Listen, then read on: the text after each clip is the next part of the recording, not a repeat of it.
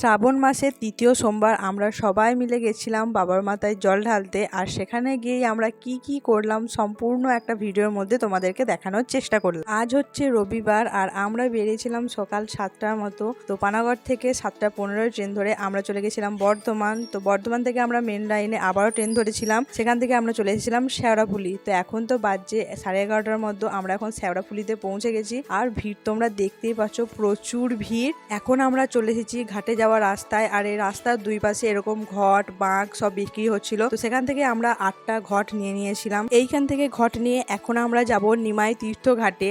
এখানেই নাকি বলে যে আমাদের নিমাই মহাপ্রভু জল নিয়ে গিয়ে তারকেশ্বরে বাবার মাথায় জল ঢেলেছিল। তাই আমরা অন্য কোনো ঘাটে না গিয়ে এই ঘাটেই এসেছিলাম। অন্যান্য ঘাটের থেকে তো আমার মনে হয় এই ঘাটেই সব থেকে বেশি ভিড় হয়েছিল, মানে প্রচুর ভিড় হয়েছিল, প্রচুর। আমরা তো তাড়াতাড়ি করে জল নিয়ে এখন আমরা শুরু করে দিয়েছি হাঁটতে। আর এখন বাজছে প্রায় 12:20 মতো। আর আমরা যখনই হাঁটতে শুরু করেছি হালকা হালকা করে বৃষ্টি পড়ছিল, যেন আরোই বেশি ভালো লাগছিল। আমরা তো প্রথমে ভেবেছিলাম যে টানা 2 ঘন্টা এখন হাঁটবো, মানে কোথাও দাঁড়াবো না, কিন্তু মাঝে মাঝে আমাদের মাগুলোর জন্য একবার করে দাঁড়াতেই হচ্ছিল। সবাই নানান রকমের বাঁক তৈরি করে এনেছে আর এরকম সুন্দর সুন্দর ঠাকুর তৈরি করে এনেছে। তো এইগুলো যেন দেখতে আরোই বেশি ভালো লাগছিল। রাস্তার দুই পাশে তো কিছু দূর পরে পরে অনেক রকমের খাবার দেওয়া হচ্ছিল। তো সেখান থেকে আমরা 2টো ড্রিঙ্কস পেয়েছিলাম। তো তার মধ্যে একটা খেয়ে আবারও হাঁটতে শুরু করে দিয়েছি। দেন আমরা এখন চলে এসেছি ডাকাতকালী মন্দিরে। এখানেও সবাই জল ঢালে আর এখানেও প্রচুর ভিড়। আমি শুধু ভাবি যে তারা জল ঢালতে গিয়ে ভিডিও বানায়, তারা কি করে বানায়। মানে আমার তো একটু এনার্জি দিচ্ছিল না, খালি মনে হচ্ছিল যে কখন ওখানে পৌঁছাবো। তারা আসতে চাইছো তারকেশ্বর, তারা প্লিজ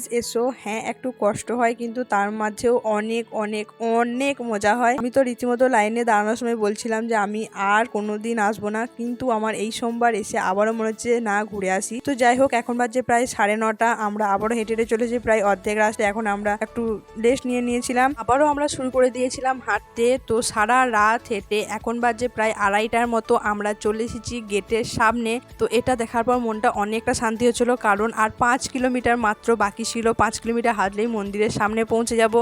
তো বাজে ভোর 5:30। আমরা মন্দিরের থেকে 1 কিলোমিটার দূরেই ছিলাম। তো সেখানে প্রচন্ড লাইন ছিল আর মাঝে মাঝে দাঁড় করে দিচ্ছিল। আমার তো প্রচন্ড পায়ে ব্যথা করছিল। তো তারপরে মন্দিরের পিছন দিকে এসে জল ঢেলে দিলাম। দেন এখন আমরা বাড়ি যাবো বলে রেডি হচ্ছি। আমাদের তো প্রথম তারকেশ্বর যাত্রা খুব ভালো কাটলো, খুব মজা করেছি। তো তোমাদের ভিডিওটি কেমন লাগলো অবশ্যই কিন্তু কমেন্ট করে জানিও। আজকের মতো এতদূরই, দেখা হচ্ছে অন্য কোনো ভিডিওতে। বাই।